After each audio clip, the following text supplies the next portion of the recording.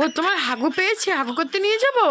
আচ্ছা আচ্ছা, চলো চলো, হাত দেখি, হাত ধরো হাত ধরো হাত ধরো, চলো চলো চলো চলো, বসে পড়ো বসে পড়ো বসে পড়ো, ওইখানেই বসে পড়ো।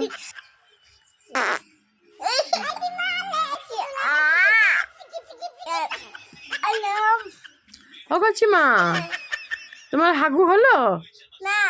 হয়নি এখনো? আচ্ছা, করো।